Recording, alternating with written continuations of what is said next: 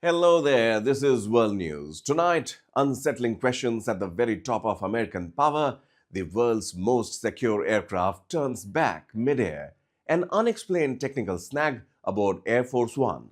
And a moment that has triggered speculation far beyond aviation safety. This comes as Washington sharpens its posture against Iran, missile systems are deployed, warnings are exchanged, and the Middle East once again is on the edge. We begin with an incident without precedent. The US president forced to abort flight to Davos soon after takeoff. This was extraordinary. President Donald Trump's aircraft, Air Force One, returned to Joint Base Andrews barely an hour after departing for Switzerland. The White House says the decision was taken after a minor electrical issue was detected on board. Out of an abundance of caution, the flight was aborted. Officially, this is a technical precaution. But in Washington, that explanation is not ending the conversation soon. Trump's Air Force One takes off to Davos, crosses the Atlantic, then suddenly it turns around.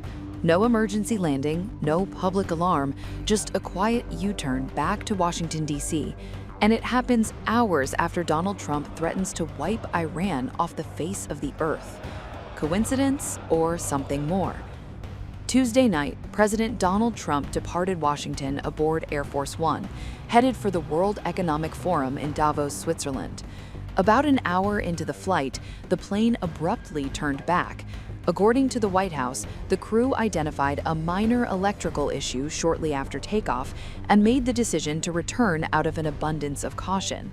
Reporters on board say the lights in the press cabin briefly went out. 30 minutes later, they were told, "We're heading back." Air Force One officially touched down at Joint Base Andrews. The plane began offloading immediately. Trump will now fly to Davos on another aircraft. White House Press Secretary Carolyn Leavitt tried to lighten the moment, joking that the Qatari jet donated to the U.S. last year was sounding much better right now. This scare comes at a tense moment. Just hours earlier, Trump issued one of his strongest warnings ever toward Iran. He said if Iran tried to assassinate him, the response would be total destruction. Iran would be wiped off the face of the earth, Trump said. And he went even further, warning Iran not to violently crush protesters inside the country, adding, "Anything ever happens, the whole country is going to get blown up." He said he's already issued very firm instructions. To be clear, there is no evidence that Iran had anything to do with the Air Force One issue, but the timing has raised eyebrows. A presidential aircraft packed with classified systems suddenly experiencing an electrical glitch just as tensions with Iran hit a boiling point? Was it just aging equipment, or a reminder of how vulnerable even the most protected plane on Earth can be? The current Air Force One planes have been flying for nearly 40 years. Trump has long criticized Boeing over delays in delivering replacements. Last year, Qatar gifted Trump a luxury 747-8 to be converted into Air Force One, a move that sparked massive ethical, constitutional, and security concerns. That jet is still being retrofitted. For now, Trump flies on aircraft built during the Cold War. So was this just a routine precaution or a chilling coincidence at a dangerous moment in global politics? With threats flying, protests raging, and tensions rising with Iran, one thing is certain: even Air Force One isn't immune to uncertainty. And now the speculation. The timing is hard to ignore. President Trump has recently issued some of his strongest warnings yet against Iran, including language that has raised eyebrows even among close allies. In the last 3 years, Air Force One has faced a technical snag just once. The statistic is being scrutinized. Was it merely coincidence, or could there be a hostile signal behind this malfunction?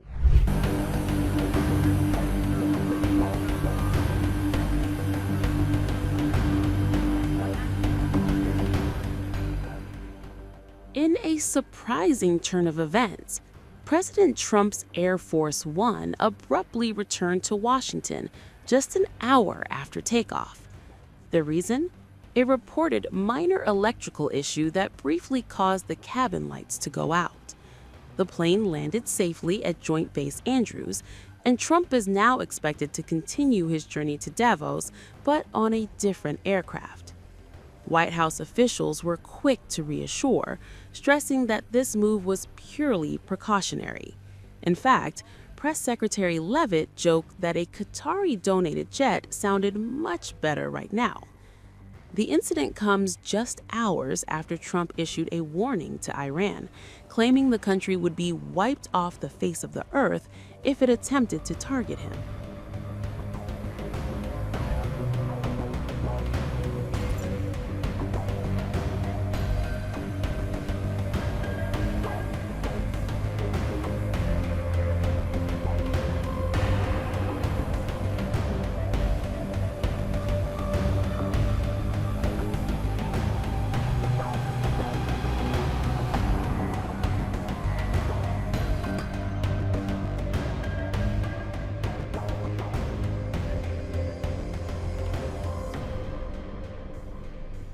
Us in front.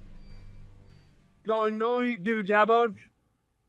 I believe it'll be very successful. The trip, the country never done better. We have $18 billion plus coming in. We've never had anything like it, and no country has done anything like it. Prices are way down. Gasoline now is $1.99 in a lot of places. And frankly, nobody's seen anything like this. So it's really good. But this will be an interesting trip. I have no idea what's going to happen, but you are well represented. Thank you very much. This has fueled speculation given the rising tensions between the U.S. and Iran, although authorities have stressed there is no evidence of foul play. Experts say the electrical issue appears minor, but the incident comes at a sensitive time, raising questions about security and transportation logistics for high-profile leaders.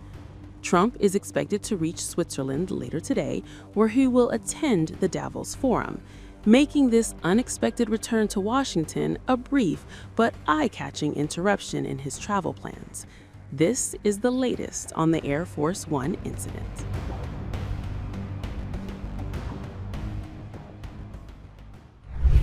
Meanwhile, American power is on the move. U.S. Air Force tankers, THAAD missile defense system, and the Patriot batteries are being positioned closer to Iran's neighborhood. Officially, this is deterrence. Tehran sees it differently. Iran's foreign minister has issued a blunt warning. Any American military strike would be met with full force. Here's the full report. Justin, U.S. military aircraft, warships, and missile defenses are quietly moving toward the Middle East. No strikes yet, but the signals are hard to ignore. We break down what's moving, why it matters, and how close this is to a wider war. This escalation comes as Iran faces massive internal unrest. Thousands are reportedly dead following Tehran's brutal crackdown on anti-regime protests. And U.S. President Donald Trump has issued repeated warnings, saying help is on the way while keeping military options firmly on the table. So, what exactly is the U.S. doing? First, the skies. Roughly 10 aerial refueling tankers, including KC-135s and KC-46s, have left U.S. bases. 3 to 4 are heading to Al Udeid Air Base in Qatar, the nerve center of U.S. air operations. The rest are staging through Europe. This is critical. Tankers don't signal diplomacy, they signal sustained air combat capability. We've seen this pattern before major U.S. strikes in past wars. Second, missile defense. The U.S. is rushing Patriot and THAAD systems into Jordan, Bahrain, and Gulf states. Over 30 C-17 cargo flights are reportedly moving equipment and personnel. Why? Because if Iran is hit, retaliation is expected: ballistic missiles, drones, and regional proxy attacks. This is about protecting U.S. troops, allies, and Israel. Third, naval and strike power. The USS Abraham Lincoln Carrier Strike Group is redirecting toward the Gulf Coast. F-15E Strike Eagles have landed in Jordan. heavy cargo aircraft like C-5M Galaxies are flooding the region, often used to move special units or classified equipment. Open-source flight trackers show it clearly. This looks eerily similar to the 2025 buildup before U.S. strikes on Iran's nuclear sites. So, what's the plan? Officials describe this posture as giving Trump decisive options, not an invasion, but precision strikes. Possible goals include degrading Iran's Revolutionary Guard, hitting nuclear or missile facilities, or even accelerating regime collapse by backing protesters. Strikes would likely involve carrier aircraft, long-range bombers from Diego Garcia, and Tomahawk missiles, all protected by layered missile defense. Israel is deeply involved. Reports suggest Jerusalem is prepared to absorb a major missile barrage if it means regime-ending strikes. Israeli defenses are already on high alert. Now comes the wild card, China and Russia. Unverified reports claim Chinese cargo planes landed in Iran, possibly delivering weapons. Beijing denies escalation, but has warned the U.S. against interference, quietly protecting its energy lifeline since Iran supplies up to 15% of China's oil. Russia is even sharper, calling U.S. threats categorically unacceptable and warning of disastrous consequences. So, could this spiral into World War III? The risk is real, but not inevitable. A massive Iranian retaliation could choke oil routes, hit U.S. bases, and drag allies in. But analysts say China and Russia prefer indirect pressure, not direct war. For now, this is a high-stakes game of deterrence. Weapons moving, warnings flying, and the world watching to see who blinks first.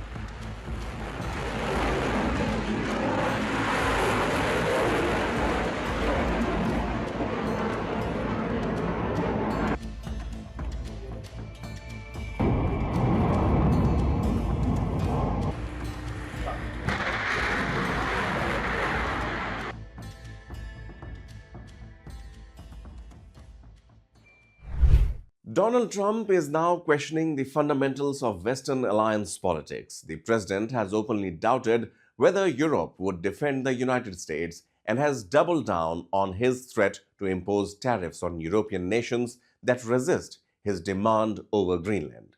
Let's find out why he thinks so. He said last night in his presser that he was doubtful whether the Europeans would come to the rescue if Article 5 will be triggered. I tell him, yes, they will. And they did on the 11th of September 9/11 in 2001, when for the first and only time Article 5 was triggered. I have no doubt the US will come to the rescue here, we will come to the rescue of the US, and we need each other for our collective protection. A single statement from the NATO chief sent shockwaves across global politics. Why? Because it directly pushed back against Donald Trump's doubts about whether Europe would ever defend the United States. And at the center of this storm, NATO's most sacred promise, Article 5. This is not just a war of words. This is a moment that could redefine NATO itself. NATO Secretary General Mark Rutte, speaking at a major global forum in January 2026, addressed Trump head-on. After Trump questioned whether Europe would come to America's aid if Article 5 was triggered, Rutte's response was clear and unequivocal. Yes, they will. Rutte didn't stop there. He pointed to history. After 9/11, it was Europe that stood by the United States. NATO invoked Article 5 for the first time ever, and allies fought and died alongside America in Afghanistan. The message was simple. NATO is built on mutual dependence. But this statement comes at a time of unprecedented strain. The biggest flashpoint? Greenland, a semi-autonomous Danish territory now at the heart of a geopolitical crisis. Trump has renewed his push for U.S. control over Greenland, calling it critical for American national security amid Russian and Chinese activity in the Arctic. When Europe pushed back, Trump responded with threats, tariffs, trade war warnings, and even hints of force. In response, NATO allies moved fast. France, Germany, the UK, Nordic countries, and others deploy troops to Greenland for joint Arctic exercises, a symbolic show of solidarity with Denmark. A clear signal: Europe will not bend. This crisis has sparked a stunning question. What if the US itself triggers Article 5 against NATO? Danish officials have warned that any US military action in Greenland would invoke collective defense, an ironic and potentially explosive scenario. NATO turned against its most powerful member. Trump's distrust of NATO is not new. He has long called the alliance unfair, criticizing low defense spending and demanding allies pay more or risk losing US protection. In his view, alliances are transactional. No payment, no promise. And while NATO struggles internally, others are watching closely. Russia benefits from a divided alliance, a weakened deterrent in Ukraine and the Arctic. China benefits too, as alienated Europeans look for partners beyond an unpredictable America. So this is bigger than Greenland, bigger than tariffs, bigger than one statement. This is about whether NATO, the bedrock of global security for decades, can survive its greatest internal test. From a grounded presidential aircraft to grounded assumptions about alliances, tonight's developments point to a world entering a more volatile phase. We will continue to track every move in Washington, in Tehran, and across Europe. Thanks for watching.